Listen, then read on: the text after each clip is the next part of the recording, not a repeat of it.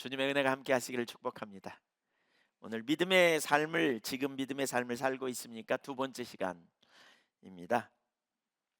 하나님께서 제가 느끼기에는 우리를 믿음의 삶에 실제로 올해는 실제 믿음의 삶을 살도록 인도하고 계시다는 생각이 듭니다. 실제로 믿음의 삶을 살 수 있도록 초청하고 계시지 않나 싶습니다. 사실 우리 그리스도인이 믿음이 없이는 하나님을 기쁘시게 할 수 없고요. 그리스도인의 삶의 가장 강력한 실제적인 삶의 능력은 믿음에 있습니다. 믿음으로 우리가 의롭게 될 뿐만이 아니라 믿음으로 우리가 하나님의 능력을 경험하고 또 믿음으로 세상이 알 수 없는 놀라운 역사를 우리가 경험하며 살 수 있게 되는 것이지요. 우리가 지난주에 이제 로마서 4장 17절 이하의 믿음의 성격 네 가지를 간단히 우리가 살펴봤고요. 그중에 첫 번째를 이제 살폈는데요. 다시 한번 살펴보면 첫째, 믿음은 하나님의 말씀에 기초한다 그랬고요. 두 번째로 믿음은 인격체이신 하나님을 알고 존재를 다해 신뢰하는 것이다. 세 번째, 믿음은 삶이다. 네 번째, 믿음은 하나님을 지속적으로 보는 것이다. 이렇게 나눴습니다. 지난주에 그 중에 첫 번째를 살펴보았는데요. 믿음은 하나님의 말씀에 기초한다. 믿음은 막연한 자기 확신이 아니다. 믿음은 나로부터 시작되지 않는다. 믿음은 하나님으로부터 시작되고 하나님의 말씀이 기초다. 이런 부분을 지난주에 우리가 살폈어요. 오늘은 두 번째 시간으로 그 말씀이 무엇인지를 우리가 살펴보기를 원해요. 그러니까 우리가 믿을 하나님의 말씀이 무엇인지, 어떤 의미가 있는지 이런 부분을 더 살펴보기 원해요. 하나님의 말씀이 무엇인지를 우리가 살펴볼 때 크게 세 가지 믿음의 근거를, 하나님의 말씀을 생각할 때 세 가지를 생각할 수 있거든요. 첫째는 하나님의 성품, 속성이고요. 그러니까 하나님의 속성, 곧 성품을 의미하고요. 두 번째로는 하나님의 사역입니다. 하나님이 이루신 일, 우리를 위해 이루신 사역을 믿는 거고요. 세 번째로는 하나님의 약속에 기초하는 것입니다. 약속에 기초하는 것. 어, 제가 오늘 세 가지를 다 하려고 거기다가 이렇게 써놨는데 사실 하다 보니까 첫 번째밖에 못 하겠더라고요. 첫 번째도 사실 좀 더 살펴봐야 될 영역들이 많은데 오늘은 그래서 그 성경에 나타난 하나님의 성품, 속성을 이제 집중적으로 살펴보려고 합니다. 우리 믿음의 핵심은 그거잖아요. 하나님을 믿는 거잖아요. 근데 우리가 믿는 하나님이 누구인지 잘 모르면 올바른 믿음을 갖기가 어려워요. 예. 내가 믿는 하나님이 어떤 하나님인가 잘 모르거든요. 근데 참 아이러니하게도요. 제가 목회하면서 지금 목회를 약 30년 가까이 되는데 단 한 번도 사람들이 와서 저에게, 처음 예수 믿는 사람도 저에게 와서 하나님이 누구냐고 물어본 사람이 한 분도 없어요. 다 하나님 아신다고 생각하는 거죠, 나름대로. 그렇죠? 네. 우리가 애국가에도 나오잖아요. 하나님이 보호하사 우리나라 만세. 그러니까 하나님 다 안다고 생각해요. 그래서 제가 저만 그런가 싶어 가지고요. 다른 목사님들한테도 물어봤어요.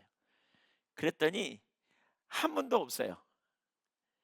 그러니까 하나님이 누구냐고 물어본 경험을 한 번도 해본 적이 없다는 거예요.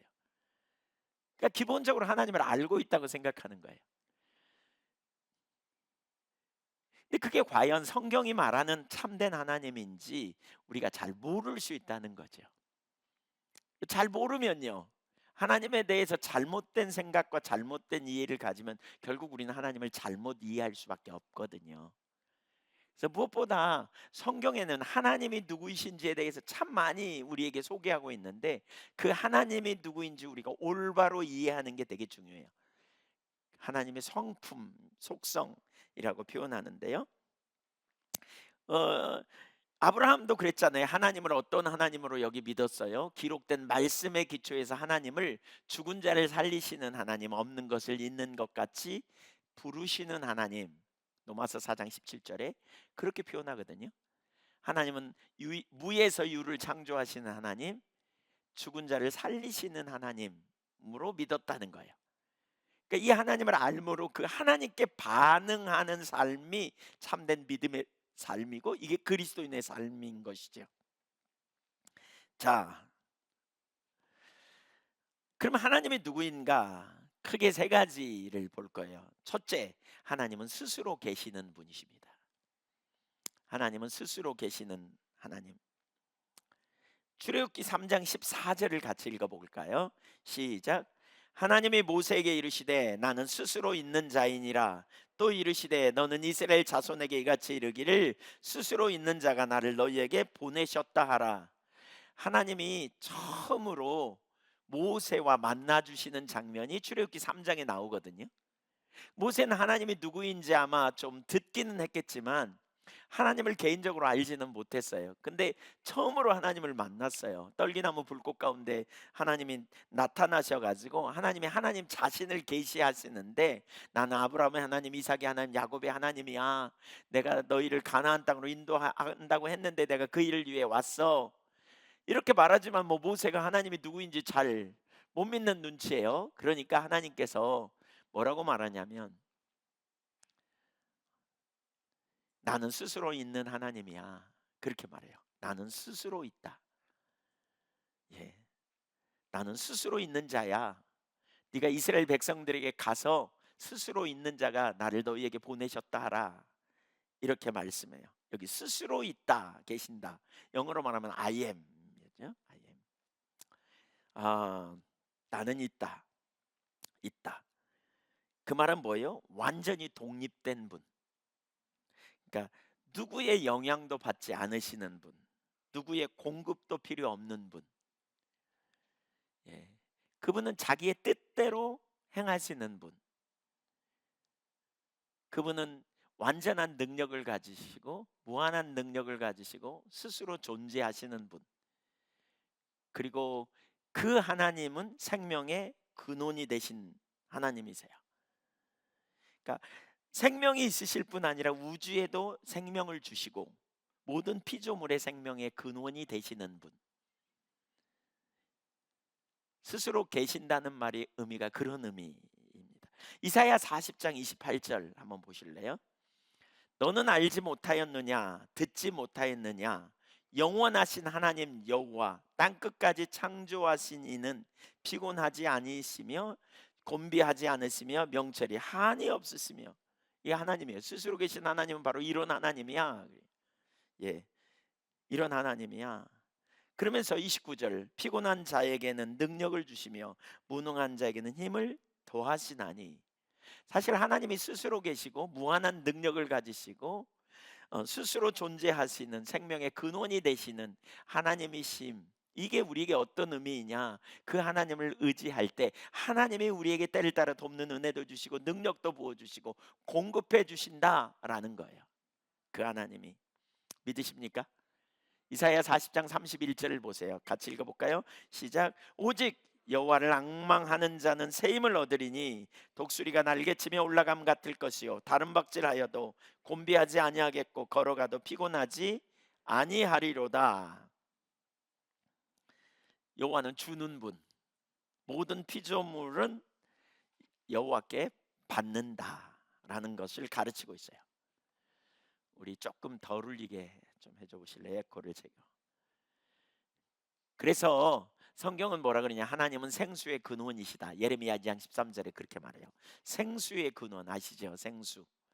옛날 시골에 수도 설치 안 됐을 때 보면 왜 우물을 길잖아요. 근데 어떤 우물은 그런 데 있잖아요. 왜 용천 밑에서 솟아 올라가지고 그냥 시원하고 여름에는 시원하고 겨울에는 따뜻한 그런 데 있잖아요. 왜 생수의 근원, 끊없이 솟아오르는 이러한.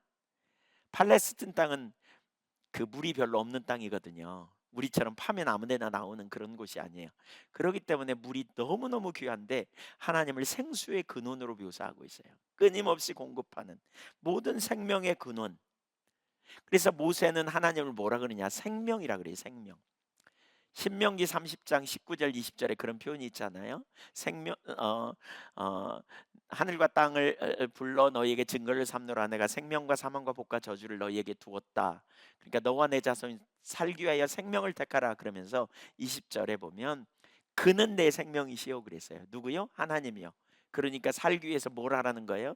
하나님을 사랑하고 하나님 말씀을 청송하고 하나님을 의지하래요. 여기 의지하라는 말은 다바그 들러붙으라 그 말이거든요. 하나님을 의지하래요. 그 하나님과 함께하면 하나님의 생명이 우리에게 넘치는 거죠. 하나님은 스스로 존재하시는 분이요. 그분에게는 누군가가 공급할 필요도 없고요. 누가 그분을 간섭하실 수도 없고 설사 그분에 대해서 뭐라고 말한다고 그분의 영광이 훼손될 수도 없는 완전한 하나님이세요.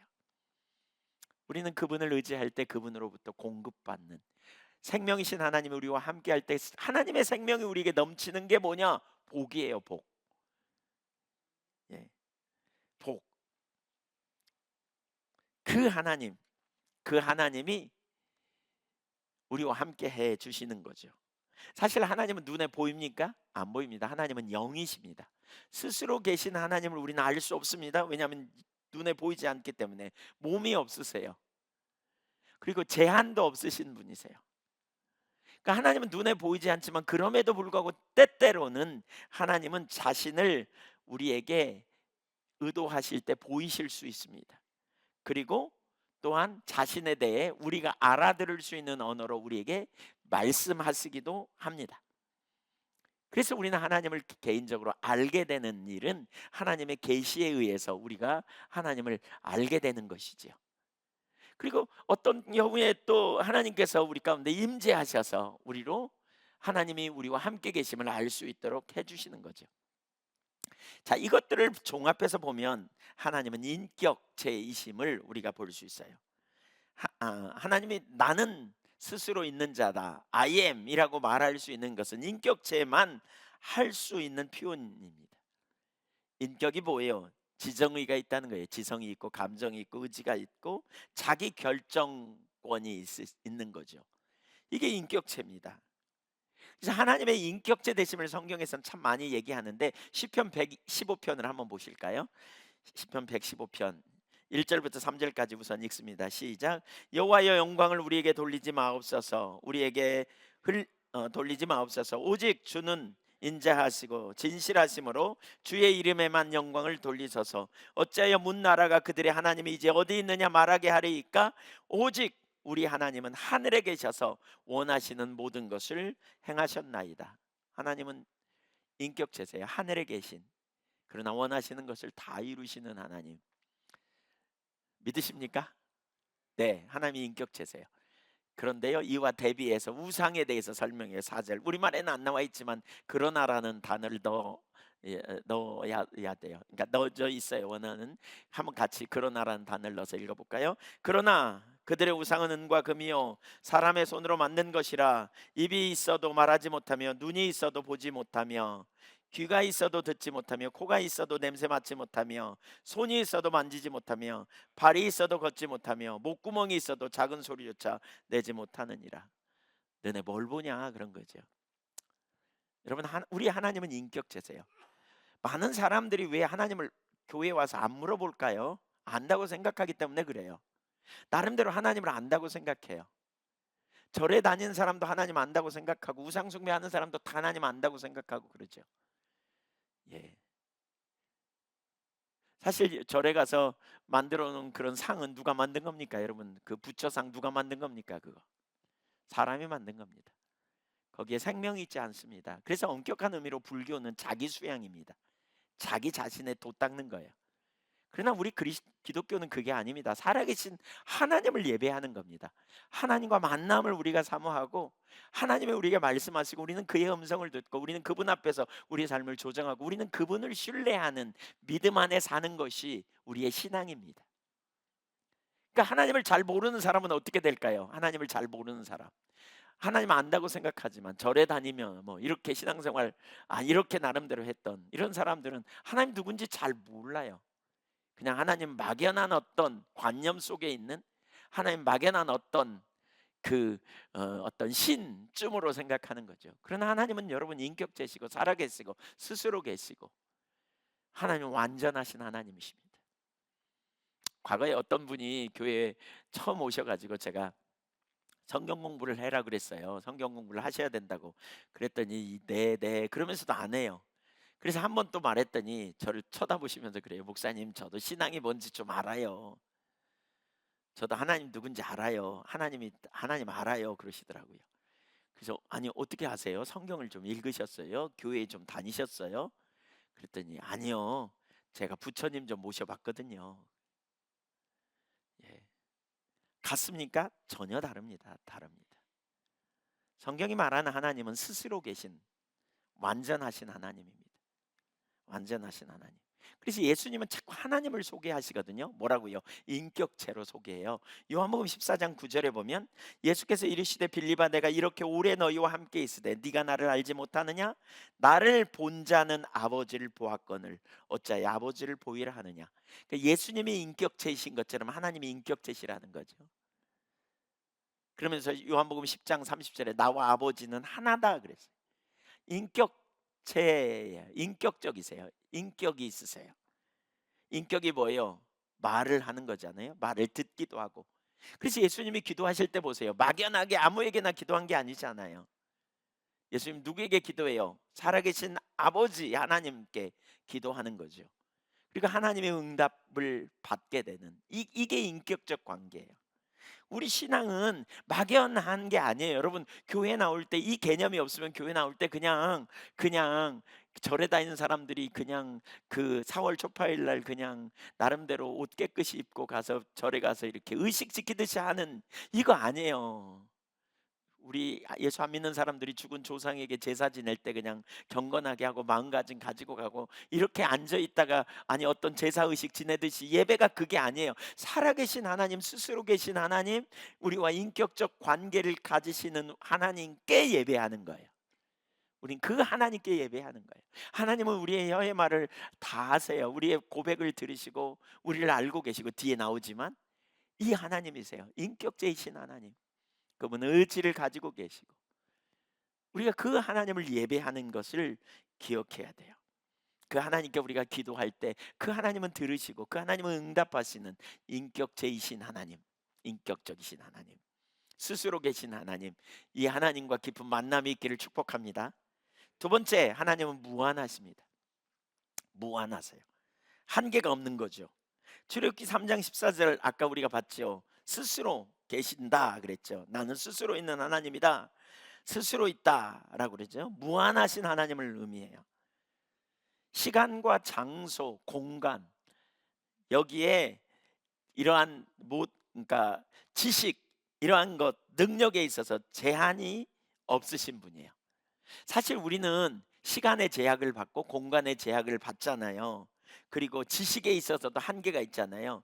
능력이 있습니까? 우리 어느 정도의 능력이죠. 그러나 하나님은 무한하시다는 말은요. 시간, 공간, 능력, 지식에 있어서 무한한 능력을 가지신 분이라는 거예요. 제한을 받지 않으세요. 그래서 우리는 하나님을 시간에 있어서 뭐라 그래요? 영원하신 분이다. 이렇게 표현해요. 영원하신 하나님. 그렇죠? 또 공간에 있어서 무소부재하신 하나님, 어디나 계시는 하나님 그러잖아요. 능력에 있어서 전능하신 하나님 그렇게 말하고요.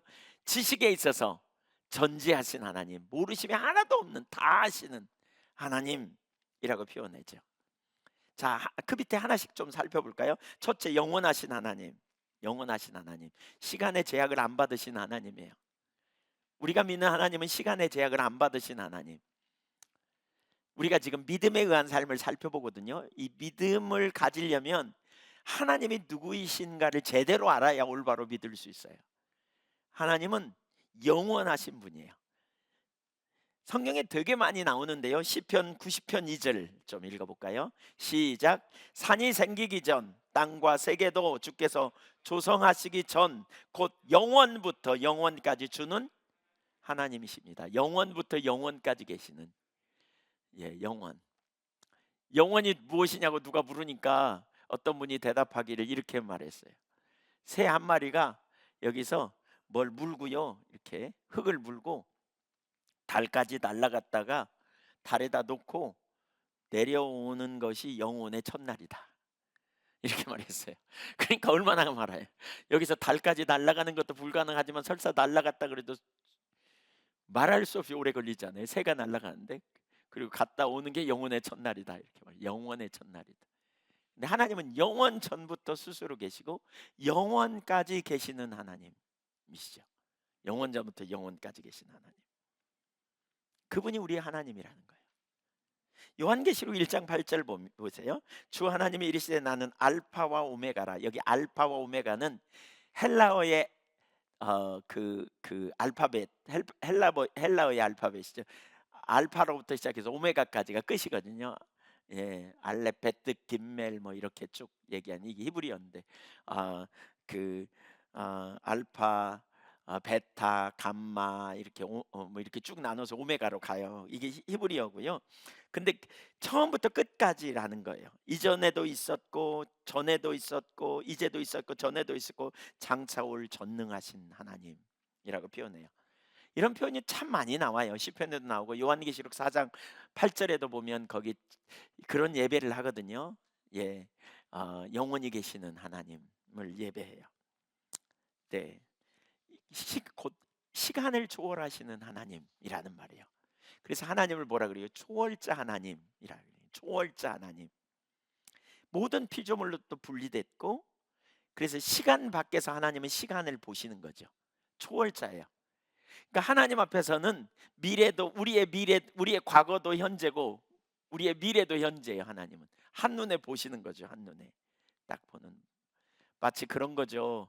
비행기 타고 가면 이 길고 저기가 보이잖아요. 높은 데서 보면 길이 보입니다. 제가 광주에서 비행장 이렇게 이륙하면 중간 이렇게 높이 떠서 보면 밑에 이렇게 창문으로 보면 길이 쫙 보입니다. 고속도로가 이렇게 보여요. 여기서 저기까지. 여기서 가는 사람은 그 다음에 무슨 일인지 잘 몰라요. 우리의 인생이 그렇잖아요. 우리는 과거는 알아요. 현재를 알아요. 근데 내일 무슨 일이 있을지 잘 몰라요. 그런데 하나님 앞에서는 그게 다 현재야. 하나님 다 아세요. 그러니까 우리 인생이 하나님 앞에 그 적나라하게 우리 가는 길을 하나님이 아신다는 사실을 우리가 기억할 필요가 있어요. 그래서 욥이 그런 고백을 하잖아요. 욥기 29장 13절에 나의 가는 길을 오직 그가 아시나니 그러잖아요. 욥기 29장 13절인가요? 제가 잘 혼돈이 왔어요. 과거도 현재도 다 아세요. 그래서 역사를 주관하시는 분이에요. 우린 눈앞에 다 보이지 않아도 하나님은 다 알고 계심을 신뢰하기 때문에 우리는 미래를 맡기는 거예요. 하나님 뭐라 그랬어요? 나를 믿는 자는 뭘 얻었다? 영생을 얻었다 이렇게 말하거든요. 영생을 얻었나니 그렇게 말합니다. 과거형으로 말합니다. 아니 나는 예수 믿는데 영생을 얻었다는 사실을 모르는데 하나님은 어떻게 이렇게 당당하게 말할까? 하나님에게는 과거도 현재도 미래도 다 우리 눈앞에 있기 때문에 그래요. 출애굽기 3장에 보면 모세가 이런 표현을 해요. 하나님 저를 보내신 증거가 뭡니까? 그랬더니 하나님 뭐라 그러냐면 네가 이스라엘 민족을 데리고 와서 시내산 이 호렙산 주님과 만난 이 산에서 오는 걸 내가 보았다 이렇게 말해요. 과거형으로 말해요. 그게 무슨 증거야? 미래적 사건인데. 근데 하나님은 초월자로서 과거 현재 미래가 하나님 현재이기 때문에 그걸 내가 본다는 거예요. 그러니까 염려 말라는 거예요. 염려 말라는 거예요. 이 하나님의 초월자예요. 그래서 우리는 하나님, 이게 우리에게 어떤 의미가 있어요? 믿을 수 있다는 거죠. 하나님을. 하나님은 우리를 사랑하시고 하나님은 우리를 아시고 또 우리를 그 능력으로 돌보시는 하나님이시기 때문에 우리는 하나님을 신뢰할 수 있는 거예요. 그분의 약속은 다 진리입니다. 믿으십니까? 아직 안 이루어졌을지라도 약속은 다 진리입니다. 아멘. 우리가 천국에 갈 걸 어떻게 알아요? 하나님이 약속하셨어요. 그렇게 그걸 과거형으로 표현해 놨다니까요. 그래서 그분의 약속은 다 진리입니다. 진리. 이건 다 하나님의 영원성에서 나오는 거예요.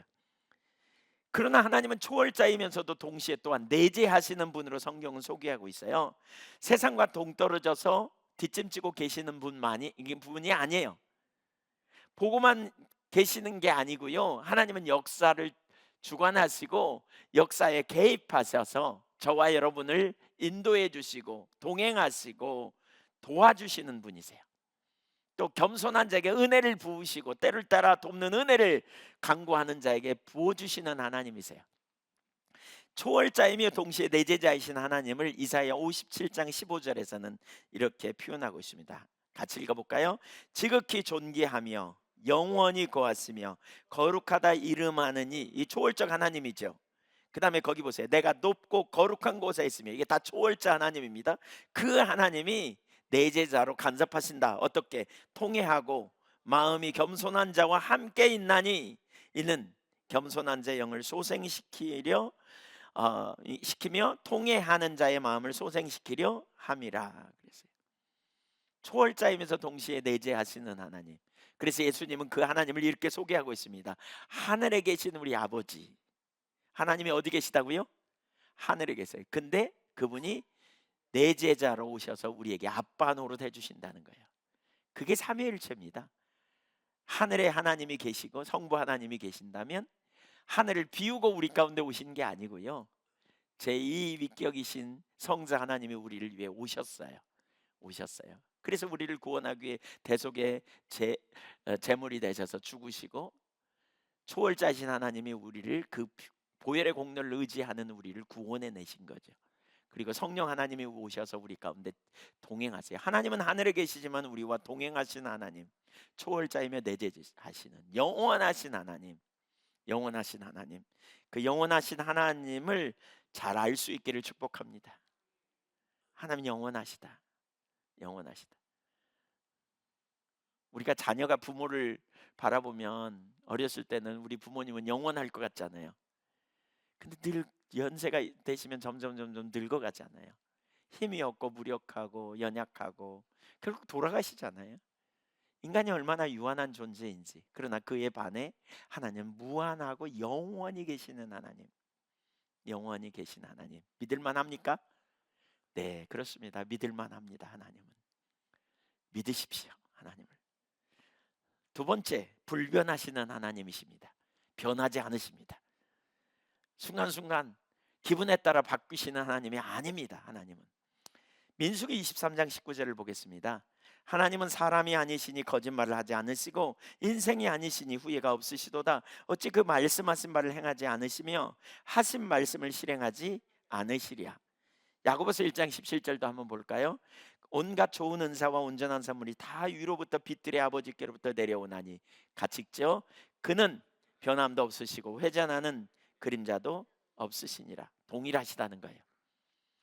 히브리서에 보니까 하나님은 어제나 오늘이나 영원토록 동일하시다 그랬잖아요. 동일하신 하나님, 변치 않으시는 하나님, 신실하신 하나님. 하나님은 언제나 일관되게 우리를 대하시는 거죠. 언제나. 사람은 연약해요. 유한해요. 제가 지난번에 신방 갈라다가 갑자기 배탈이 났고 못 갔다고 전화드렸어요. 유한하기 때문에 그래요. 환경에 따라 변해요. 또 마음이 막 변해, 막 달라져, 막 왔다 갔다 해 인간은. 그래서 그 약속을 신뢰할 수가 없는 거죠. 그러나 하나님은 일관되세요. 하나님은 그 본성상 변함이 없으신 바예요. 이것이 우리에게 의미하는 바가 뭐예요? 믿을 수 있다는 거예요. 그분의 약속을 믿을 수 있다는 거예요. 하나님의 약속은 반드시 이루어진다. 아멘. 그걸 가르쳐요. 그런데 여기서 한 가지 질문을 해볼 필요가 있어요. 창세기 6장 6절 같은 데 보면 이런 표현이 있거든요. 땅 위에 사람 지으셨음을 한탄하사 마음에 근심하셨다. 무슨 얘기예요? 왜 사람 지으심을 한탄하셨다? 아니 후회도 안 하신다며? 또 뭐라 그랬어요? 그 사무엘상에 보면 사울을 왕으로 세운 걸 후회하셨다 이런 표현이 있어요. 안 하신다며 왜 여기서는 이런가? 그러면 하나님의 뭐 변치 않는다는 말은 틀린 거 아닌가? 이렇게 생각할 수 있어요. 근데 그것이 아니에요. 어떤 부분에서 하나님이 한탄하셨다? 이런 의미는 하나님께서 그 뭐죠? 인간을 향한 하나님의 슬픔을 표현한 거예요. 슬픔, 의지를 가지고 하나님을 선택하지 못하고 그 나간 것에 대한 슬픔을 표현한 표현이기도 하고요.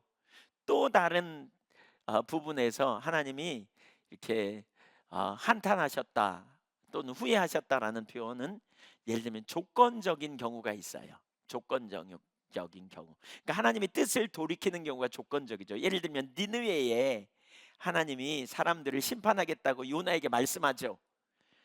근데 요나를 보내거든요. 그러면 심판하려고 그러는 거예요. 돌이키게 하려는 거예요. 돌이키게 하려는 거죠. 회개의 메시지를 던져서 돌이키게 하려는 거죠. 근데 처음에는 내가 심판하겠다 요나에게 이렇게 말하거든요.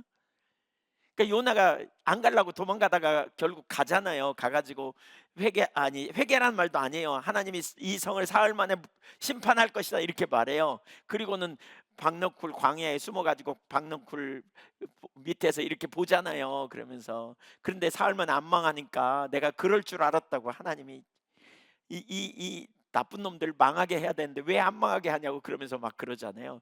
그러니까 하나님이 박넝쿨을 싹 타게 해가지고 박넝쿨도 네가 아끼거늘 저 12만 좌우를 분별하지 못한 12만의 사람들 내가 아끼지 않겠느냐 하나님의 마음을 보여주시죠. 그러면서 뜻을 돌이키시잖아요. 사울의 왕 삼은 것을 후회했다는 말은 뭐죠? 사울의 왕을 삼은 것에는 조건이 있어요. 무슨 조건이요? 그가 하나님을 경외함으로, 진짜 왕이신 하나님을 경외함으로 그걸 하나님의 대리자로서 그가 백성들을 잘 하나님께로 인도해야 되는데 그걸 벗어나니까 하나님이 그를 그 조건을 철회하는 거죠. 그래서 그런 의미예요. 하나님은 본질상 변하지 않는 분이에요. 내가 하나님을 신뢰하고 경외하는데 갑자기 하나님이 생각이 바뀌어갖고 나 너하고 안 친해, 나 너 택한 거 철회할래 이렇게 하지 않는 분이심을 기억해야 돼요. 아멘. 본질적으로 하나님은 진실하시고 변치 않으시는 하나님이심을 기억하십시오. 세 번째, 지금 무한하신 하나님에 대해서 우리가 살피고 있는데요. 어디에나 계시는 하나님입니다. 무소부재하신 하나님. 하나님 어디나 계세요. 어디나 계세요. 예레미야 23장 24절을 한번 보겠습니다. 같이 읽습니다. 여호와의 말씀이니라 사람이 내게 보이지 아니하려고 누가 자신을 은밀한 곳에 숨길 수 있겠느냐. 여호와가 말하노라 나는 천지에 충만하지 아니하냐. 난 어디나 있다 그 말입니다. 하나님 어디나 계십니다. 어디나 계세요. 네, 마음은 말할 것도 없이 어디나 계세요. 어디나 계세요. 그래서 시편 기자는 시편 139편 7절에 다윗은 이렇게 고백해요. 읽어볼까요? 내가 주의 영을 떠나 어디로 가며 주의 앞에서 어디로 피하리까? 어디 도망갈까요? 내가 어디로 도망갈 수 있을까요? 불가능합니다 그 말입니다. 8절 이하 보세요. 내가 하늘에 올라갈지라도 거기 계시며 수월에 내 자리를 펼지라도 거기 계시니이다. 내가 새벽 날개를 치며 바다 끝에 가서 거주할지라도 거기서도 주의 손이 나를 인도하시며 주의 오른손이 나를 붙드시리이다. 새벽에 짐 싸갖고 도망가 하나님 피하려고 그래갖고 바다 끝에까지 갔어. 근데 거기도 주님이 계셔. 지금 이걸 고백하는 거예요. 요나가 그러잖아요. 내가 주의 낯을 피하여 그냥 다시스로 가는 배를 타고 도망가잖아요. 하나님 니느웨로 가서 복음을 전하라 그랬더니 피해가지고 도망가잖아요. 근데 거기서 풍랑이 일어나. 거기 배에 많은 사람들이 있는데 제비를 뽑아 누구의 문제인지 그랬더니 요나가 딱 당첨되죠. 요나가 그러잖아요. 내가 주의 낯을 피해 도망가는데 피할 곳이 없는 거죠. 그래서 결국 바다에 던져지고 물고기가 그를 삼켜 사흘 만에 토해내가지고 결국 니네로 가잖아요. 여러분 숨을 곳이 없어요. 숨을 곳이 없어. 예, 하나님 앞에 피할 곳이 없어요, 여러분. 이불 속에 들어가서 혼자 절대 불가능해요, 여러분. 예, 방문 걸어 잠그고 이렇게 불가능해요. 하나님은 어디나 계세요. 예, 좋은 소식이에요, 나쁜 소식이에요. 예, 좋은 소식이에요, 좋은 소식. 예, 조금 나쁜 소식인 그러면 안 돼요. 좋은 소식이에요, 이게 좋은 소식. 우리가 어디나 있어는 가든지 거기 계시는 거죠. 공간을 초월하시는, 시공을 초월하시는. 예. 그래서 어떤 경우에 하나님은 창조물에게 어떤 때는 개입하시지 않는 것처럼 느껴지기도 하지만 어떤 순간에는 직접적으로 존재하심을 드러내시는 거죠. 적극적으로 당신을 나타내시는 거죠. 우리는 그 은혜를 사모하잖아요. 하나님이 어디에나 계십니다. 이론적으로만 아는 게 아니라 우리의 예배 가운데 하나님이 임재하시고 우리 개인의 삶에 임재하시기를 사모하잖아요. 우리는. 그래서 우리를 만나주기를 원하시잖아요. 그러나 여러분 하나님이 우리를 만나주지 않는다고 할지라도 하나님은 여기 계십니다. 우리가 안개를 가져서 하나님을 인식하지 못하는 거죠. 그래서 우리에게 믿음이 필요해요. 때로는 하나님의 임재가 거쳐도 하나님을 우리는 향하여 나아가야 돼요. 믿음으로요. 믿음으로 기도해야 돼요. 하나님이 인식되지 않을지라도 우리는 하나님이 여기 계시다. 하나님 우리와 함께 하신다라고. 그러나 바라기는 하나님의 임재가 우리 가운데 회복되고 또 우리 개인의 삶에 회복되고 우리 예배 가운데 강력하게 임하셔서 우리 모두가 하나님을 더 선명하게 인식하며 살 수 있기를 원해요. 이게 부흥이에요. 이게 부흥. 하나님 앞에서 고람대오의 삶이죠. 바울이 그런 고백을 했잖아요. 내가 하나님과 예수 그리스도의 앞에서, 예, 그분의 임재 안에서, 임재 앞에서 우리가 이렇게 살기를 갈망하고 열망하는 거죠. 하나님 어디나 계신다. 뭐 우리 안다. 그런데도 불구하고 우리의 삶이 능력이 없는 이유는, 그럼에도 불구하고 우리가 막 사는 이유는 뭐냐? 하나님의 임재를 인식하지 못해서 그래요. 바라기는, 저도 개인적으로 그런 기도를 합니다. 바라기는 하나님이 우리 가운데 더 밝히 자신을 드러내시고 임재하셔서 우리 모두가 하나님을 인식하고 하나님의 임재 앞에 있다는 걸 깨닫고 그 앞에 사실 수 있기를 소망합니다. 그래서 달라스 윌라드라고 하는 분이 쓴 그 하나님의 음성인가 그런 책에 보면 그분이 그렇게 말해요. 하나님의 임재, 두세 사람이 내 이름으로 있는 곳에 내가 너희와 함께 한다는 말, 이론적으로 알 수도 있지만 개인적으로 실제적인 체험이 되는 게 중요하다, 그런 얘기를 해요. 그러면서 그걸 세 가지로 표현하는데, 하나는 뭐냐면 성령의 은사를 통해서 하나님의 함께 하심을 알게 하시기도 하고, 또는 우리가 예배 가운데 하나님의 임재하심을 알게도 되고, 또는 개인적으로 기도할 때 하나님의 함께 하심을 알게도 되고, 그래서 예배 가운데 공동체 가운데 임하는 걸 부흥이라고 말할 수 있다고 보는 거죠. 하나님은 어디나 계십니다. 우리가 그걸 잘 기억해야 돼요. 어디나 기억해야 돼요. 시공의 모든 영역에서 무소부재의 방식으로 존재하는 하나님께서 모든 시간과 공간 속에 존재하시는, 예, 때로 우리가 만나는 어려운 환경에서 하나님이 안 계신 것처럼 느낄지라도 기억할 사실은 하나님은 거기 계십니다. 제가 개인적으로 이걸 알고요, 기도할 때 어떤 때는 하나님 임재가 거칠 때 제가 이렇게 막 기도했어요. 하나님 제가 다 알거든요. 하나님 여기 계신 거 제가 다 알거든요. 네, 이렇게 기도한 적이 있어요. 그래서 제가 하나님을 믿음으로 신뢰하고 찬양할래요. 그래서 제가 하나님을 예배할래요. 하나님 눈에 보이지 않지만 제가 하나님을 믿음으로 예배하고, 이게 믿음이죠. 이게 믿음. 그리고 이렇게 하나님이 제 혀의 말을 알지 못하시면 하나도 없음을 알고 제 찬양과 제 기도를 들으심을 알고 믿음으로 찬양하다 보면, 나가다 보면 하나님의 임재가 회복되는 경험을 해요. 어떤 때는 하나님이 듣고 계심을 알고 임재가 거칠 때 뭐가 문제냐고 찾는데 전혀 안 될 때에도 막 믿음으로 하나님을 찾아요. 듣고 계심을 알고, 알고 계심을 알고, 여기에 계심을 알기에. 그러면 어떤 순간 하나님의 은혜를 회복하시는 경험을 되게 많이 하더라고요. 하나님은 언제나 우리와 함께 하시고요, 동행하십니다. 하나님은 어디나 계십니다. 네 번째, 전능하신 하나님. 전능이라는 말은 옴니포텐트라는 말이에요. 그러니까 모든이라는 말에 옴니라는 단어와 능력을 의미하는 포텐트 합성된 단어죠. 하나님이 무한하시다면 하나님의 능력 역시 한이 없어야 돼요. 하나님 무한하시다 근데 능력은 없다, 이거 말이 안 되는 얘기예요.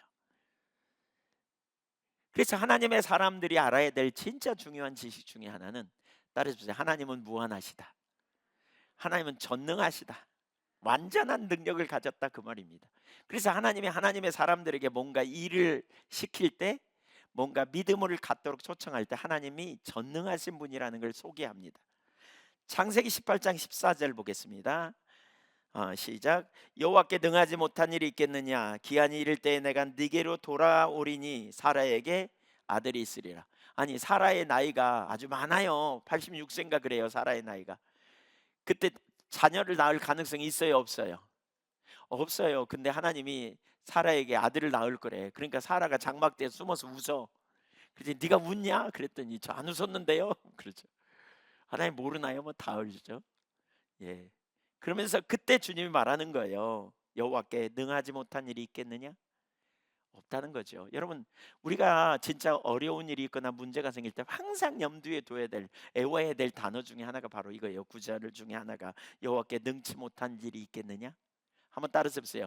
여호와께 능하지 못한 일이 있겠느냐? 스스로 그렇게 말하시는 거예요. 스스로. 그리고 아니다 이렇게 말하시는 거예요. 예, 이게 우리로 믿음의 삶을 살게 하는 거죠. 능하지 못한 일이 없어요. 예. 또 하나님 모세에게 이렇게 말합니다. 민수기 11장 23절 보세요. 예, 시작. 여호와께서 모세에게 이르시되 여호와의 손이 짧으냐? 이제 네가 내 말이 내게 응하는 여부를 보리라. 하나님이 이스라엘 백성들에게 그 울고 막 원망하잖아요. 못 먹는다고. 그랬더니 고기도 못 먹었다고 막 그러니까 고기가 그냥 실컷 먹게 하리라 그랬더니 어떻게 가능해요? 하나님이 이 세상에 소를 다 잡은들 일이 가능하겠습니까? 이 많은 인구를 어떻게 먹여요? 광야에서. 그러니까 이렇게 말하는 거죠. 여호와의 손이 짧으냐? 그 말은 능력이 없냐? 여호와가 이제 내가 하는 말이 응하는 걸 네가 보게 되리라.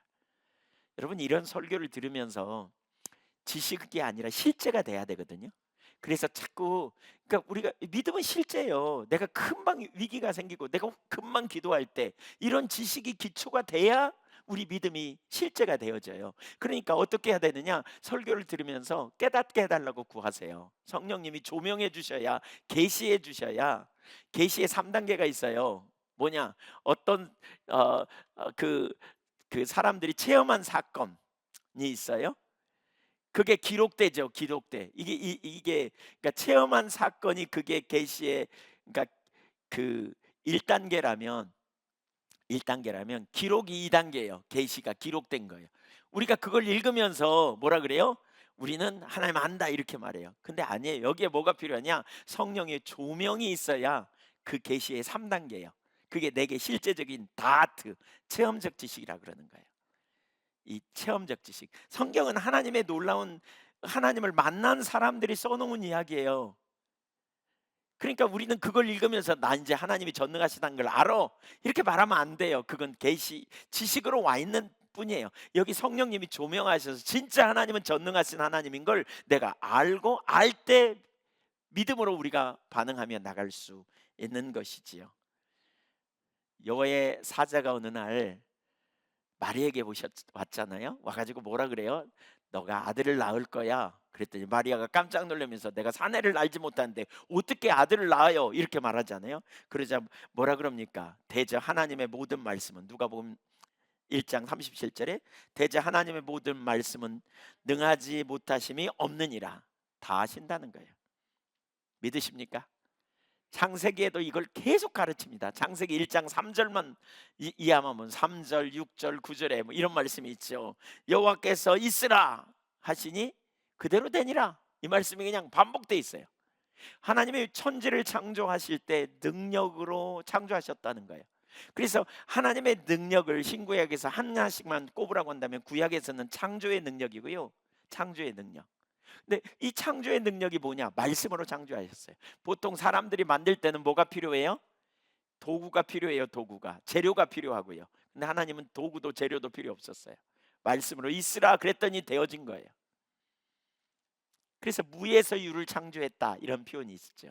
하나님의 창조는 아무것도 없는 것에서 갑자기 생긴 겁니다. 있었던 게 변형된 게 아닙니다. 무에서 유를 창조한 거예요. 네. 시편 33편 6절은 이렇게 표현합니다. 같이 읽어보겠습니다. 시작. 그 만상을 그의 입 기운으로 이루었도다. 말씀으로 이루어진 거예요. 이게 하나님의 능력입니다. 신약에서 하나님의 능력을 가장 잘 보여주시는 한 장면은 예수님의 부활과 관련되어 있습니다. 죽은 자 가운데 다시 살아나신 사건. 이건 전적인 하나님의 능력이에요. 에베소서 1장 20절 보실래요? 예, 에베소서 1장 20절 시작. 그의 능력이 그리스도 안에서 역사하사 죽은 자들 가운데 다시 살리시고 하늘에서 자기의 오른편에 앉히사. 예수님의 권세를 예수님을 살리실 뿐만 아니라 하늘에 올리시고 하나님 보좌 우편에 앉게 하셨어요. 만물의 머리로 삼으셨어요.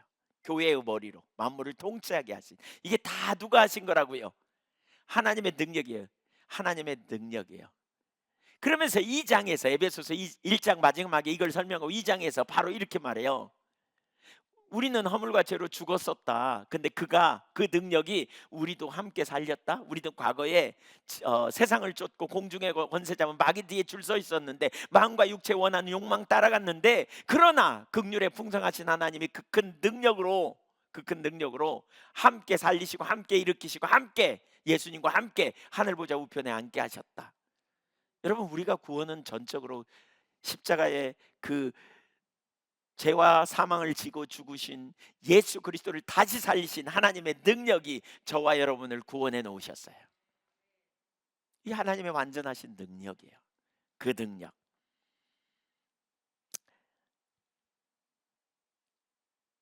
이게 우리에게 어떤 의미가 있어요? 하나님이 전능하시다는 그 사실이 우리에게 어떤 능력이 있습니까? 어떤 의미가 있습니까?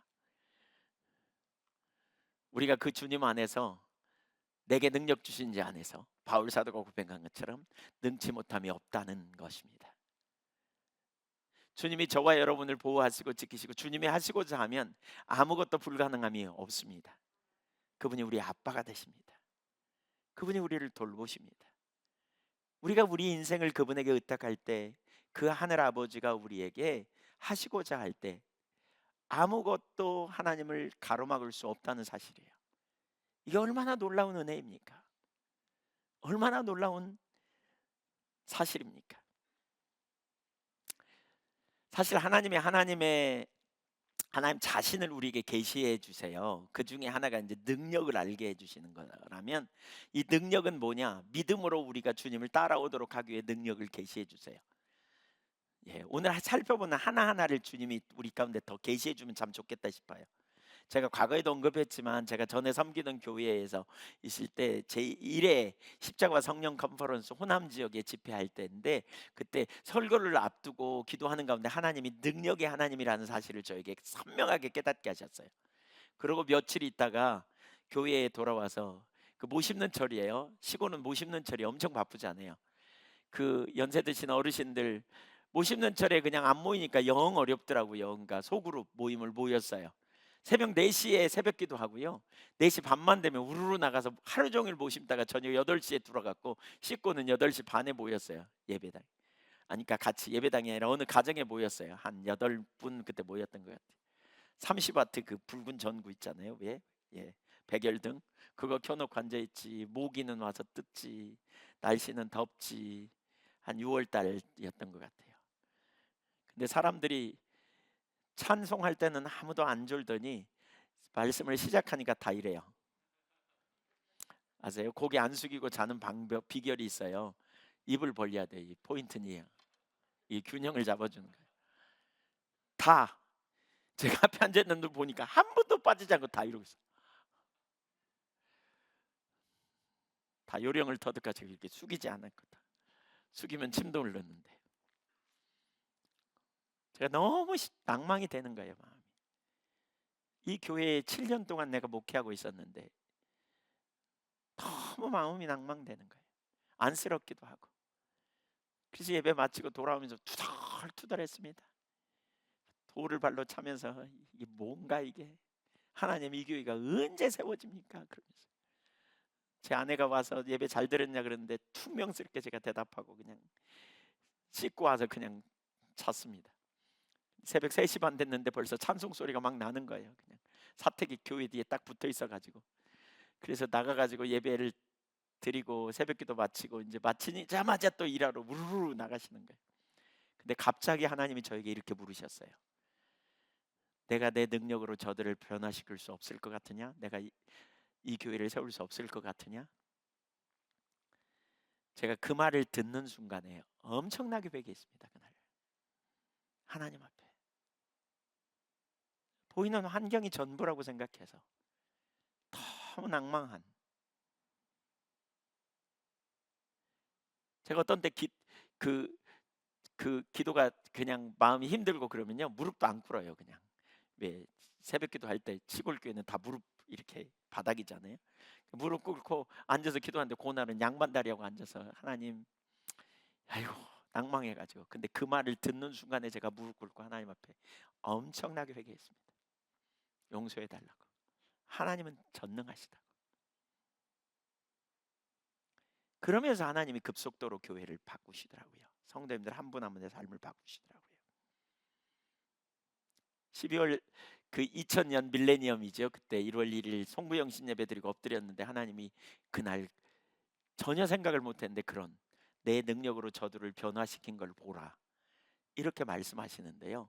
제가 한 분 한 분을 생각하니까 너무나 놀랍게 바꾼 거예요. 삶을. 그런 다음에 그해 2월 말에 예한교회 우리 지금 왔죠. 와가지고요. 또 제 마음이 너무 낙담되는 시기가 있었습니다. 보통 시골 교회는 주일날 30명 나오면 저녁 예배는 15명은 나오는 것 같은데 우리는 5분 나왔어요. 5분. 제가 모셔다가 드리면서 산수동까지 삥 돌아서 돌아오면 산수동에서 마지막 우리 권사님 내려드리고 그때부터 투덜거리기 시작해요. 하나님 7년이면 됐지. 제가 7년 동안 그러고 있었는데 여기 왔는데도 이런 상태니 이 교회가 언제 세워집니까? 으이그 막 이러면서 제가 투덜투덜 신한교를 딱 커브를 도는 순간에 딱 커브를 도는 순간에 너무나 분명하고 뚜렷하게 내가 내 능력으로 이 교회를 세울 수 없을 것 같으냐? 딱 이러시는. 그래서 또 그 오면서 막 울면서 왔습니다. 진짜 엉엉 울면서 왔습니다. 하나님 앞에. 너무나 죄송해가지고 제가 믿음이 한 개도 없다고. 하나님이 하나님의 능력으로 교회를 세우실 거라는 확신을 제가 그때 이후로 한 번도 버린 적이 없습니다. 우리는 환경을 보면서 현실을 판단합니다. 그러나 저는 하나님의 약속을 신뢰할 수 있는 배경 중에 이 하나님의 전능하심을 아는 것은 굉장한 능력입니다. 우리는 그 하나님을 알지 못하면 우리 믿음은 이론에 불과합니다. 우리 하나님 약속 왜 말하지만 실제는 전혀 능력이 아닙니다. 여러분 성경에 얼마나 많이 하나님의 능력이라고 우리에게 가르칩니까? 우린 벽에다 붙이잖아요. 내게 능력 주시지 않아서 모든 걸 할 수 있는 이라 붙여놓잖아요. 집에 가면 이런 액자 막 만들어 놓잖아요. 예, 막 새겨가지고. 그럼에도 불구하고 실제적으로는 내 능력이 없으면 아무것도 안 될 것처럼 좌절해버리는 하나님의 능력은 쏙 빼버리는 이런 자리에 우리가 얼마나 자주 가는지. 5번째, 여러분 하나님은 무한하시잖아요. 5번째, 하나님은 전지하십니다. 하나님은 모든 것을 아십니다. 모르시는 게 아무것도 없습니다. 우선 하나님은 자연의 모든 영역을 아신다고 말합니다. 시편 147편 4절 147편 4절 시작. 저가 별들의 수요를 세시고 그것들을 다 이름대로 부르시는도다. 하나님은 여러분 자연의 모든 걸 아십니다. 그래서요 여러분 지식은 배우고 연구하면 되지만 지혜는 하나님이 우리 가운데 부어주시는 통찰력이에요. 예. 조지 카타라고 죄송합니다. 누구죠? 땅콩 박사? 네. 땅콩 박사라고 이름 제가 갑자기 생각이 안 나는데 그 사람의 예화가 생각이 나요. 미국의 흑인으로서 그는 자기 주인집 아들의 책을 들어주러 다니다가 그리고 끝나기까지 교실 밖에 기다리다가 글을 터득하고요 공부를 해가지고요 미국의 펜실베니아 대학의 농과대학의 그 펜실베니아 주립대학의 최초로 흑인 최초로 이렇게 공부한 사람이에요. 박사학위까지 받은 그런. 그가 어느 날 거기 미국 남부에 목화를 몽땅 심어가지고 땅이 너무너무 이렇게 이제 척박해져서 더 이상 농사가 안 되니까 막 그런 상황에 누군가 연구해가지고 땅콩은 땅을 걸게 한다 이래가지고 땅콩을 심었대요. 근데 땅콩이 너무 많이 생산되니까 이게 어디 소비가 안 돼. 먹는 것도 한계가 있잖아요. 그러니까 그냥 땅콩이 막 버려지고 막 그래요. 어느 날 이분이 산책하다가 그 땅콩을 한 움큼 뜯어가지고 이걸 먹었대잖아요. 이렇게. 그러면서 하나님 하늘은 어떻게 만들어졌습니까? 저 산은 어떻게 만들어졌습니까? 태양은 어떻게 만들어졌습니까? 그랬더니 네 수준에 맞는 질문을 해라. 하나님 그러시더라는 거예요. 그러면 제가 뭘 할까요? 땅콩을 연구할까요? 그랬더니 그래라. 그래서 이분이 땅콩을 연구해 가지고 땅콩으로 만든 게 그렇게 많잖아요. 뭐 저는 100 몇 가지인 줄 알았더니 어느 책에 보니까 300 몇 가지더라고요. 300 몇 가지를 만들었어요. 예. 뭐 오늘날 우리가 먹는 대부분 뭐 땅콩 뭐 이런 거, 심지어 땅콩으로 만든 구두양 뭐 이런 뭐 다양한 땅콩에 기름기가 있잖아요. 그래서 다양한 뭐 이런 것들을 얼마나 많이 만들었는지 몰라요. 그분이 고백하기를 뭐냐? 하나님의 지혜가 나와 함께 했다고 말하는 거예요. 하나님 자연을 아세요. 법칙을 아시는 분이에요. 그래서 우리가 하나님의 지혜가 부어질 때 그러한 일들도 우리가 할 수 있다는 거죠. 하나님은 참새 한 마리도 다 아신다 그랬잖아요.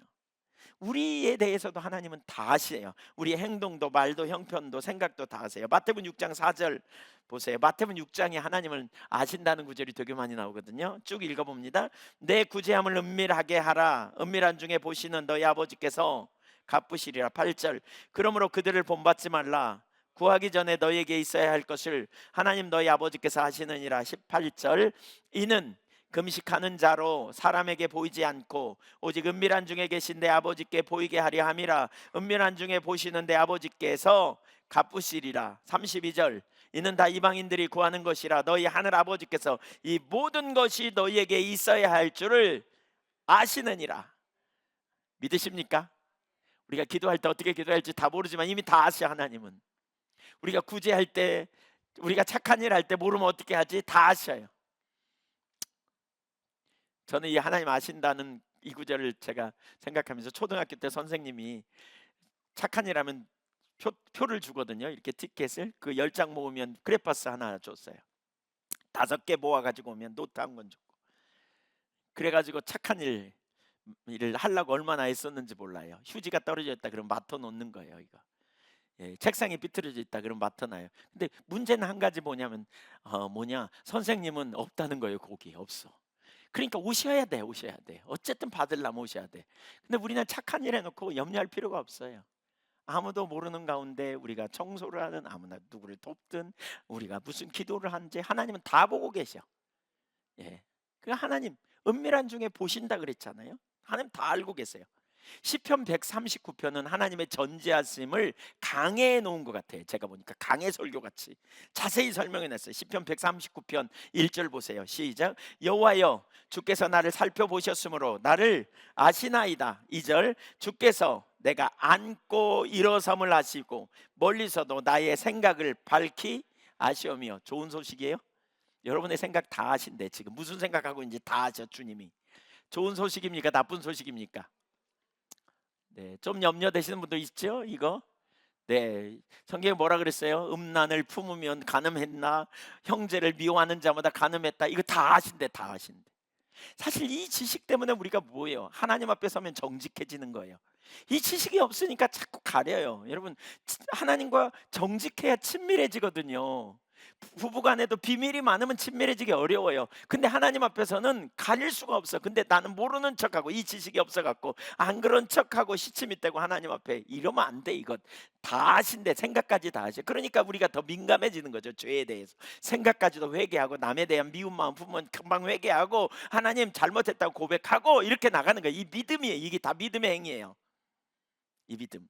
3절 4절도 계속 읽어볼까요? 나의 모든 길과 내가 눕는 것을 살펴보셨으므로 나의 모든 행위를 익히 아시오니 여호와의 내 혀의 말을 알지 못하시는 것이 하나도 없으십니다. 여러분, 여러분의 말을 다 아셔. 입을 뒤집어 쓰고 소근소근한 것도 다 알고. 우리가 은밀히 기도해 하나님 도와주세요 이렇게 기도하는 것 다 우리가 찬양하는 거 다 알아요. 여러분 이 지식이 있으면요 우리가 예배가 훨씬 더 깊어집니다. 하나님 내 기도를 듣고 계시고 하나님 내 찬양을 듣고 계시고 하나님 내가 하는 그러한 모든 순간에 하는 말을 다 듣고 계셔. 어떤 순간에도. 그러니까 뭐예요? 할 말 안 할 말 막 내놓지 않아요. 하나님 앞에 혹시 내놓았다 그러면 얼른 회개하는 거예요. 주워 담을 수는 없지만 회개는 빨리 하는 거예요. 하나님 앞에 용서해 달라고 구하는 거예요. 존재하시니까. 그러니까 하나님 앞에 거짓말할 수 없어요. 이건 이 지식이 있으면 정직하지 않을 수가 없어. 감출 수가 없는 거예요. 하나님 앞에. 하나님이 다 보고 계시는데 나의 하나님이 내가 어떻게 숨기겠어요? 그래서 이러한 사실이 우리에게 뭡니까? 믿음을 갖게 합니다. 무슨 믿음이요?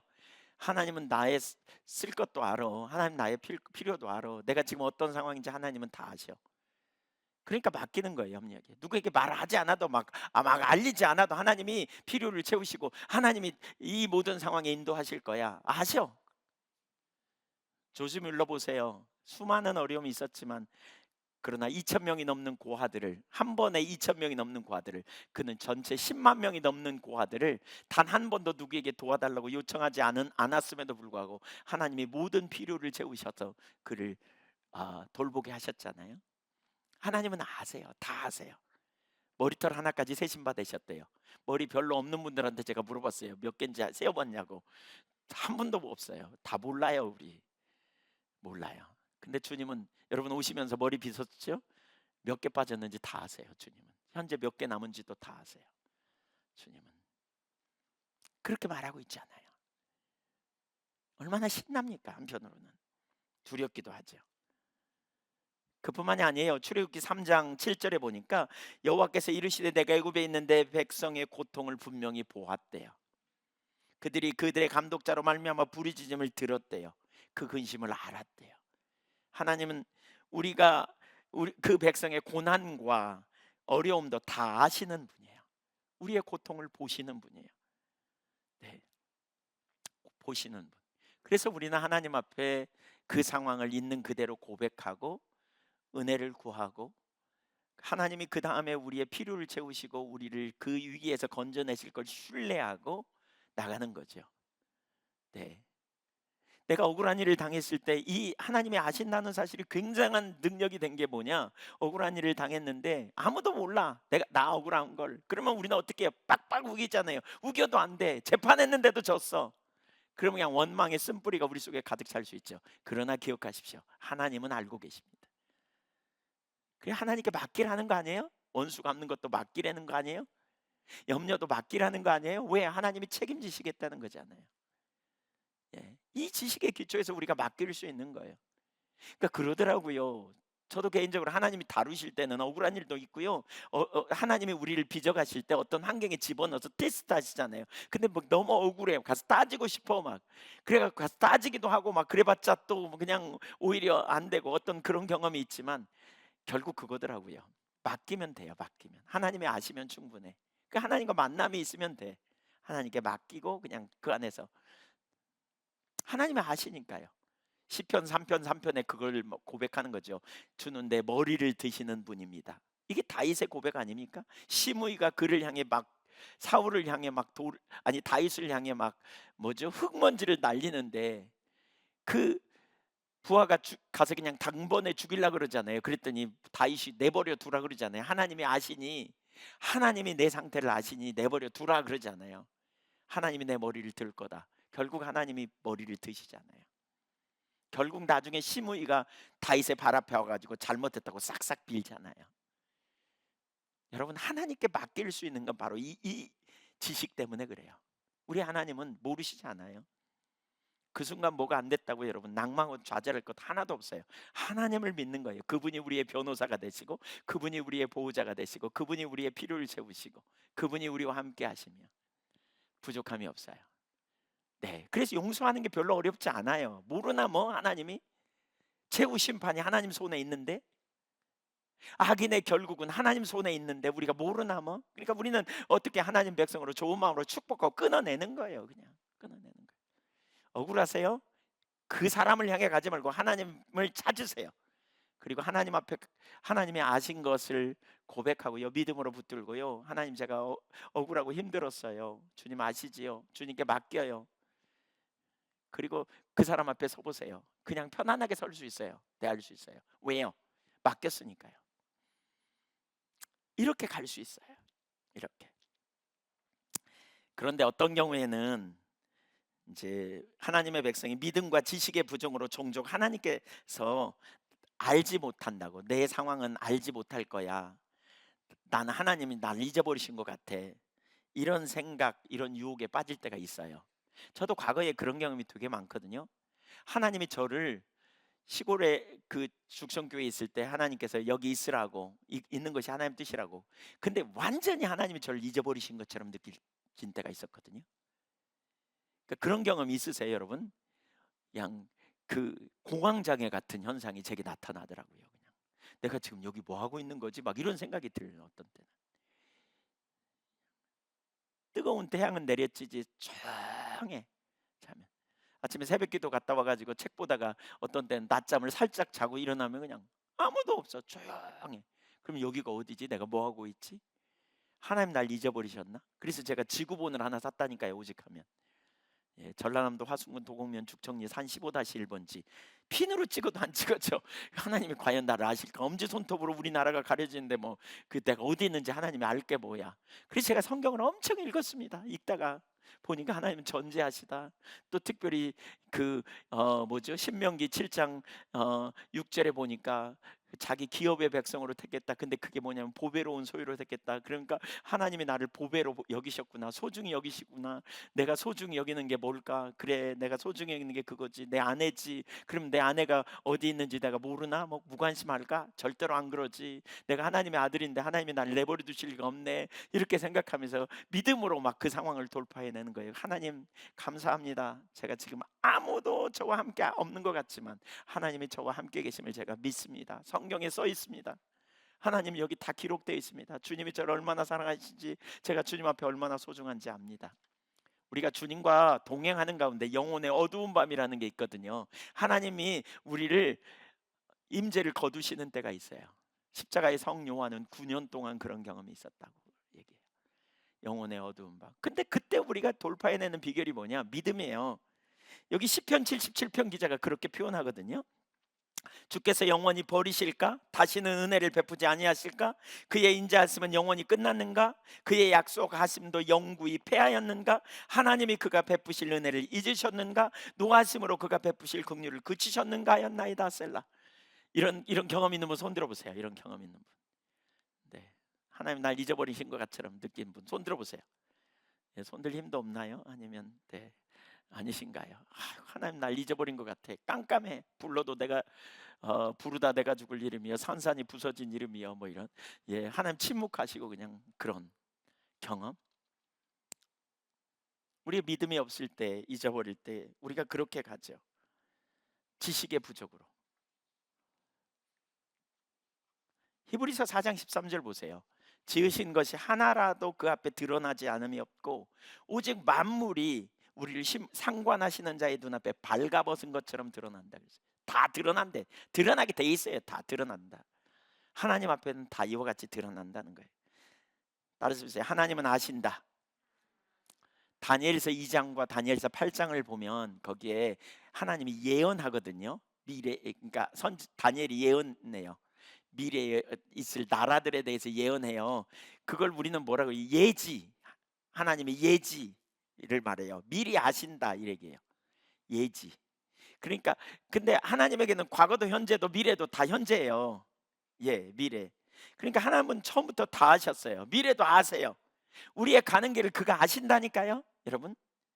그래서 하나님이 함께 하지 않은 것처럼 느껴질 때 시편 77편의 기자처럼 해야 돼요.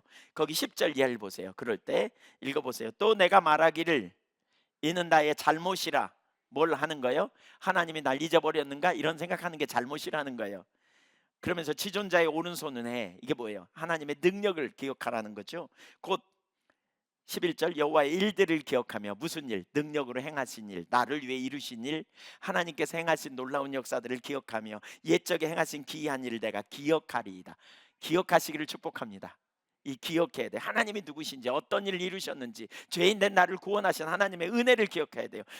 12절 보세요. 또 주의 모든 일을 작은 소리로 읊조리며. 읊조린 게 뭐예요? 계속 반복해서 생각하는 거예요. 하나님이 이런 일을 이루셨지, 죄인된 나를 구원하셨지, 나를 사랑하시지, 이렇게 읊조리며 주의 행사를 낮은 소리로 되뇌이리로다. 주의 말씀을 자꾸 묵상하는 거예요. 믿음으로 나가는 거예요. 느낌이 진립니까? 말씀이 진립니까? 대답해 보세요. 느낌이 진립니까? 말씀이 진립니까? 말씀이 진립니다. 여러분, 저는 이런 경우를 참 봐요. 목회하면서 제가 보니까 이런 경우를 봐요. 어떤 분은 상습적인 죄책감이 잘 안 끊어져요. 그러니까 왜 그러냐면요, 이런 경우가 있어요. 그러니까 부모님들이 자녀들을 참 잘 대해야 돼요. 그러니까 혼내키도 하지만 사랑을 해줘야 돼요. 사랑을 받지 못하고 지적만 당한 자녀들이 있거든요. 어떤 데는 이 지적만 계속 하잖아요.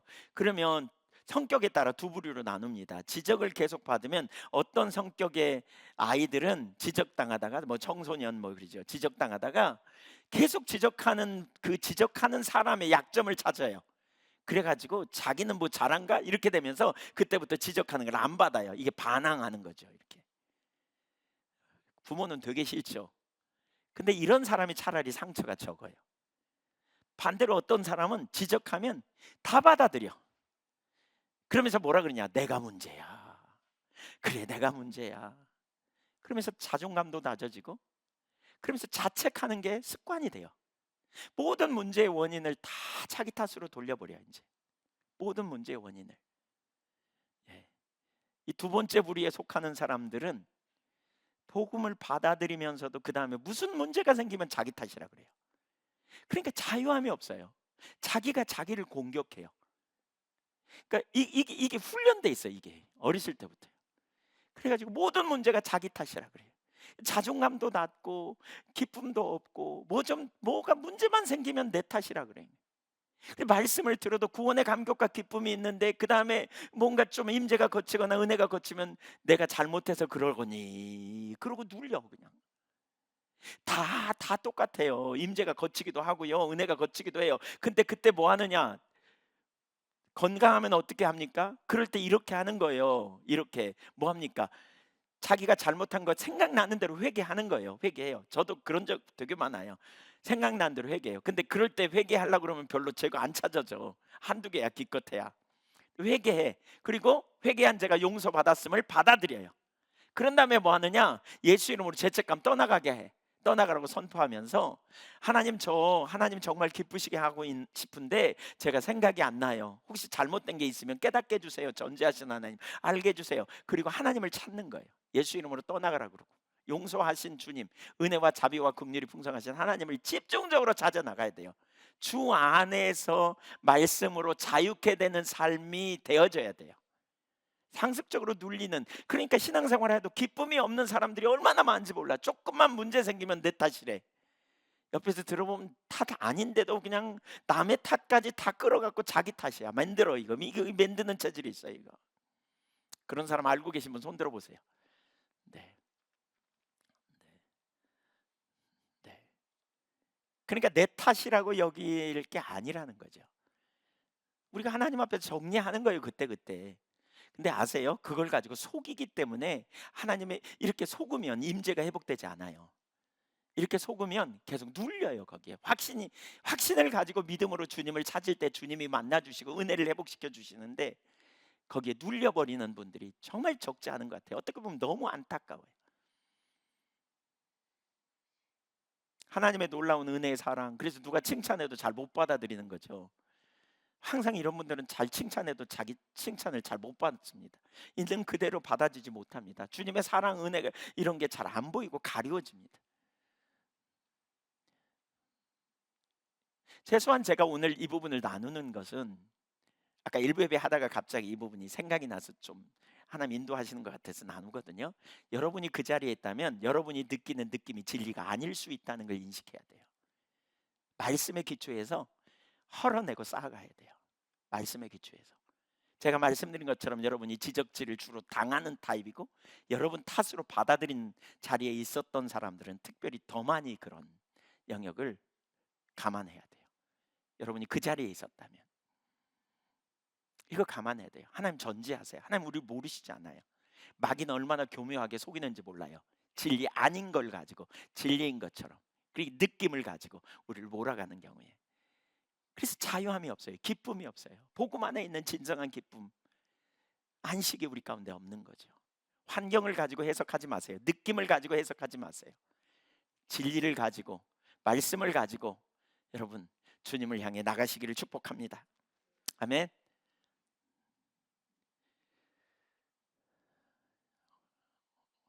오늘 제가 어, 당회라고 설교 조금 빨리 끝내야지. 근데 시간이 엄청 갔어요.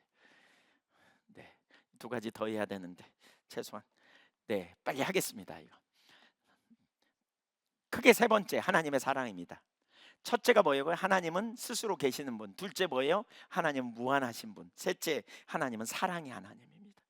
요한일서 4장 16절 보겠습니다. 하나님이 우리를 사랑하시는 사랑을 우리가 알고 믿었노니 하나님은 사랑이시라. 사랑 안에 거하는 자는 하나님 안에 거하고 하나님도 그의 안에 거하느니라. 하나님은 사랑이시다. 따라서 보세요. 하나님은 사랑이시다. 네, 하나님은 사랑이에요. 하나님 사랑이 어디에 나타나 있어요? 성경에 무진장 많이 나타나 있어요. 날 사랑하심, 날 사랑하심, 성경에 써 있네 그러잖아요. 예, 예를 들면 마가복음 1장 41절에 보니까 병자를 치유하실 때도 사랑으로 치유하셨던 걸 볼 수 있어요. 여기 불쌍히 여기사 그랬잖아요. 불쌍히 여기사 내가 낫기를 원한다 그러잖아요. 나병 환자가 와서 주님 원하시면 저를 깨끗게 하실 수 있습니다. 그랬더니 주님이 사랑으로 그의 몸에 손을 대며, 여기 불쌍히 여기셨다는 말은 헤세드라는 말인데요. 헤세드라는 말에는 사랑이라는 의미예요. 사랑으로 그의 몸을 만져주시면서 치유하셨어요. 이게 주님의 사랑이 나타나는 거죠. 또 죄인을 용서하시고 받아주시는 것, 탕자의 비유를 통해서 우리는 아버지의 집을 떠나 유산을 탕진하고 돌아오는 아들을 무조건적으로 받아주는 아버지의 사랑을 보여주시는, 그게 하나님의 사랑이죠. 또 인간의 불순종에 대해서 슬퍼하시는 태도를 봐요. 누가복음 19장 41절에 보니까 예루살렘 성을 보시고 우셨대요. 예수님이 왜 울었어요? 안타까워서 우신 거예요. 안타까워서 돌이키지 못하는 걸 보시고. 세리와 죄인의 친구가 되어주심을 보아도 사랑이에요. 세리 죄인 얼마나 소외됐습니까? 이스라엘 사회에서 소외된 사람입니다. 주위에 못 끼는 사람입니다. 근데 하나님이 오셔서 그 세리와 죄인과 친구가 되어 주셨어요. 바리새인들이 판단하죠. 하나님으로부터 왔다면 우리하고 놀아야지 왜 죄인들하고 노냐? 그랬더니 예수님 뭐라 그래요? 나는 죄인들을 구원하기 위해 왔다. 죄인들의 친구다. 사실은 모두 다 죄인이거든요. 근데 모를 뿐이지, 상대적으로 의인의식같이. 그래서 세리와 죄인들을 구원하기 위해 오신 하나님의 사랑, 이 모든 것보다 최고의 사랑은 십자가의 대속입니다. 로마서 5장 8절, 우리가 아직 죄인 되었을 때에 그리스도께서 우리를 위하여 죽으심으로 하나님께서 우리에 대한 자기의 사랑을 확증하셨느니라. 믿으십니까? 예, 확증. 하나님의 사랑. 내가 죄인임이 분명합니까? 그렇다면 우리를 구원하기 위해 독생자를 아끼지 않으신 하나님의 사랑을 우리는 알 수 있어요. 시간이 가면 갈수록 더 많이. 요한복음 13장 1절도 한번 읽어보시죠. 시작. 유월절 전에 예수께서 자기가 세상을 떠나 아버지께로 돌아가실 때가 이른 줄 아시고 세상에 있는 자기 사람들을 사랑하시되, 언제까지요? 끝까지 사랑하시는 사랑. 여러분, 이 사랑으로 저와 여러분을 붙들고 계심을 믿으십시오. 한번 택했다가 넌 안 택해, 이제 넌 끝장이야. 한번 너를 위해 내가 죽었지만 이제 내 아들 죽은 거 취소해, 이렇게 하시지 않아요. 주님은 끝까지 사랑하세요. 여러분, 이 사랑을 기억하세요. 여러분이 사랑받지 못해서 사랑이 무엇인지 잘 몰라도 괜찮아요. 주님의 사랑을 알게 해달라고 구하세요. 여러분이 엄청난 배신을 경험하고 거절을 수없이 경험했다 할지라도 하나님은 절대로 그런 하나님이 아닌 걸 기억해야 돼요. 우리는 사랑이라는 단어, 우리가 친숙한 단어가 있거든요. 우리가 익숙한 단어가 있거든요. 사랑이라는 단어를 말할 때 나는 사랑 못 받았어, 난 거절 많이 받았어. 그러면 하나님의 사랑? 언제 거절할지도 몰라. 이런 게 우리도 모르게 선입견으로 올라오는 거죠. 편견. 그래서 하나님의 사랑이 잘 안 보여요. 그러니까 믿음으로 우리가 반응하지 못하는 거예요. 성경이 말씀하는 그 말씀의 의미가 정확히 무엇인지를 우리가 알고 그 말씀의 기초에서 우리가 하나님을 믿는 거죠. 이게 우리에게 어떤 의미가 있어요? 이게 우리를 거절하지 않으시는 하나님이에요.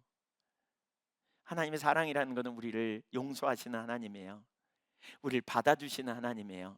그분인 줄 아세요? 우리가 기도하면 응답해 주시는 하나님이에요.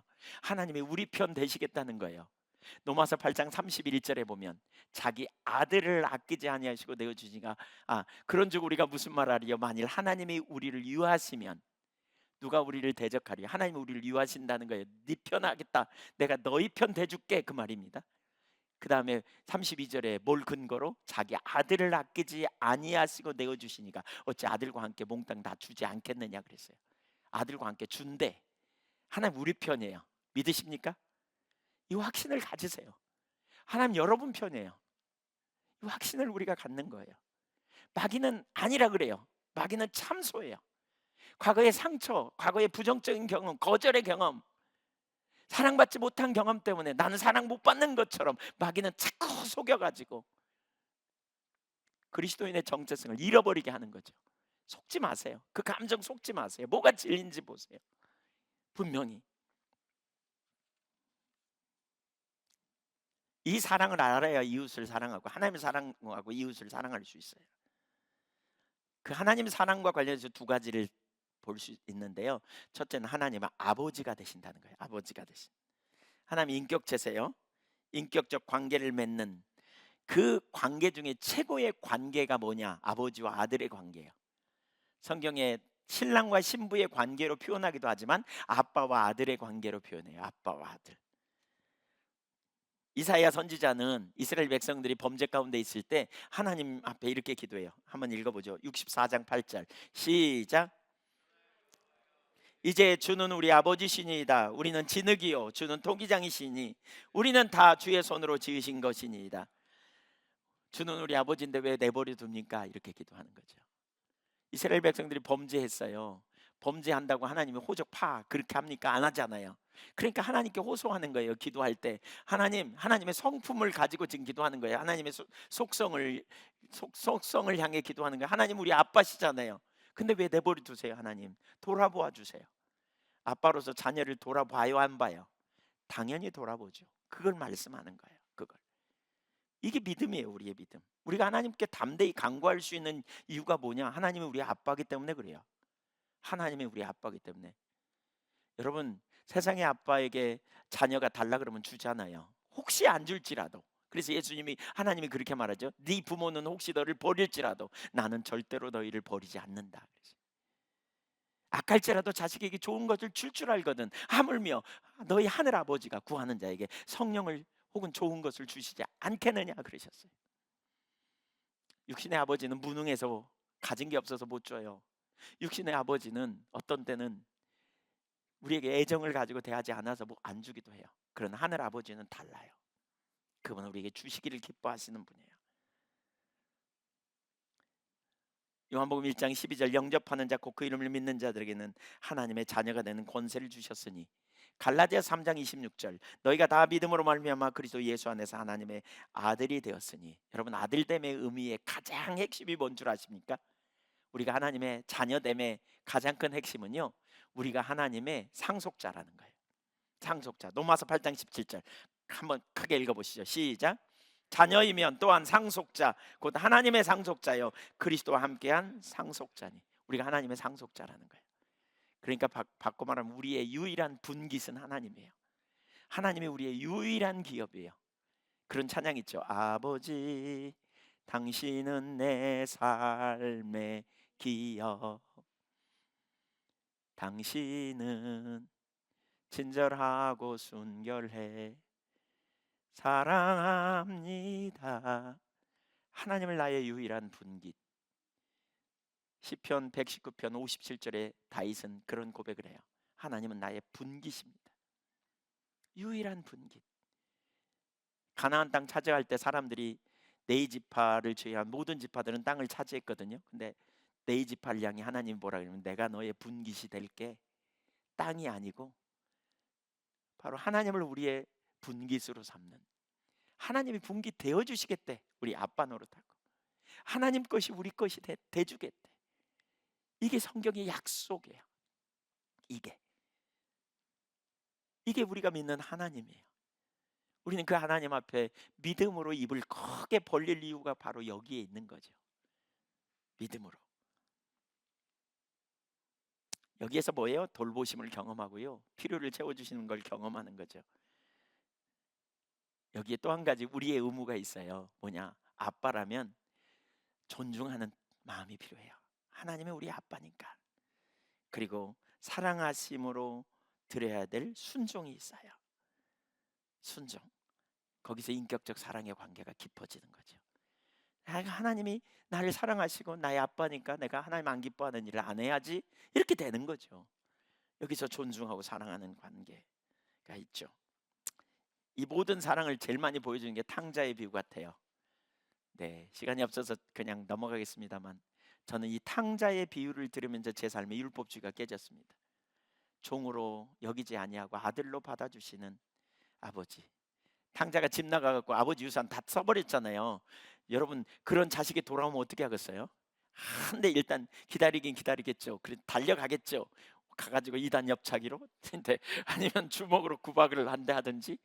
근데 그 하늘 아버지는 어떻게 해요? 하나님을 제일 잘 아시는 예수님이 하늘 아버지를 소개하는데 품에 안고요. 그리고 입 맞춥니다. 그리고 손에서 가락지를 뺏어주고요. 살찐 송아지를 잡아줍니다. 준비하지 않았어도 그를 위해 풍요함, 다시 자녀됨을 회복시켜 주시는 거죠. 그게 하늘 아버지의 사랑이에요. 죄책감에서 벗어나 애통함으로 나가게 돼요. 저는 개인적으로 그 사랑을 알면서 죄책감에서 벗어나 아버지께 관계가 형성되니까 그때부터는 종으로 못해서 죄송해요 그리고 얼굴 피하는 게 아니고 아버지께 나아가 아버지 이게 안 됐어요. 제가 이렇게 못 살았어요. 제게 은혜를 부어주세요. 이렇게 전환되는 계기가 됐던 것 같아요. 하늘 아버지니까 나에게 좋은 아버지니까. 저도 육신의 아버지가 일찍 돌아가셨어요. 저희 아버님이. 그리고 저희 아버지는 무뚝뚝하셨어요. 말이 별로 없었어요. 제가 아버지와의 친밀함이 뭔지 전혀 몰랐어요. 저도. 근데 하늘 아버지를 통해 그 사랑을 배우게 됐어요. 하나님 아버지가 얼마나 친밀하시고 얼마나 우리를 사랑하시고 얼마나 애틋하게 우리를 대하시는지 제가 그 사랑을 알고 나서 좋은 아빠가 될 수 있겠더라고요. 좋은 아빠가 될 수. 예, 저희 아들이 어느 날 저가 확 달라져 버렸다고. 예, 그 아버지의 사랑을 알면서 제가 바뀌게 되는 것 같아요. 배려하고 섬기고 우리가 이걸 배우는 것 같아요. 여러분 하늘 아버지가 얼마나 사랑이신지 하나님이 우리 아빠 되심이 무엇인지 자꾸 묵상하세요. 묵상하세요. 모르면 알게 해달라고 구하시고요. 마지막 한 가지만 보면 그 우리를 사랑하신 하나님의 사랑 안에 생명이 주되 풍성한 생명을 주세요. 다 생략하고 요한복음 10장 10절을 보면 도적이 오는 것은 죽이고 도둑질하고 멸망시키려고 왔다. 그러나 내가 온 것은 생명을 얻되 더 풍성히 얻게 하려고 왔다라고 말합니다. 하나님은 우리에게 풍요한 생명을 주시기를 기뻐하시는 하나님. 믿으십니까? 왜? 사랑하니까요. 모든 걸 주고 싶어요. 근데 하나님이 생명이세요. 사랑하니까 함께하고 있어요. 그래서 우리에게 풍요한 생명을 주시기를 기뻐하시는 거예요. 근본적으로 하나님은 우리를 풍요케 하시기를 원하신다. 기억하십시오. 하나님은 우리를 뜯어먹고 하나님은 우리를 그냥 결핍에 빠지고 하나님은 우리를 일시켜 먹고 그 하나님이 아니에요. 그 하나님이 아니에요. 하나님 저와 여러분을 풍요케 하시고 저와 여러분에게 생명이 넘치게 하시는 하나님이심을 믿으시기 바랍니다. 주시기를 기뻐하시는 하나님. 이 믿음으로 우리가 하나님을 의지하여 나가십시다. 시편 23편이 바로 저는 그런 거의 완성이라고 생각해요. 여호와는 나의 목자시니 내가 부족함이 없으리로다. 그가 나를 푸른 초장으로 쉴만한 물가로 인도하시는도다. 내 영혼을 소생시키시고 의의 길로 자기 이름을 위하여 인도하시는도다. 내가 사망의 문침한 골짜기를 다닐지라도 해 받을 것을 두려워하지 않는다. 왜? 나는 그 하나님을 믿으니까. 하나님이 함께 하셔서 지팡이와 막대기로 나를 보호하실 걸 내가 알기 때문이다. 마지막 구절이 뭐예요? 여호와의 선하심이 정녕 나를 따를 걸 내가 안다. 이건 미래적인 일입니다. 미래의 하나님의 선하심이 나를 평생 따라다닐 거다. 선하신 하나님이 나와 동행할 거다. 그래서 내 잔이 넘친다. 여러분 아무것도 없지만 저는 아무것도 갖지 않았으면 재산이 거의 없습니다. 그러나 그럼에도 불구하고 없습니다. 그러나 저는 하나님이 저를 함께 하시고 저 잔이 넘칠 걸 제가 압니다. 왜냐하면 하나님을 알기 때문에 그렇습니다. 우리 하나님이 여러분의 삶을 우리의 삶을 그렇게 풍요케 해주실 겁니다. 하나님을 더 알 수 있기를 주님의 이름으로 축원합니다. 믿음으로 일어서십시다. 믿음으로 승리하십시다. 기도하겠습니다.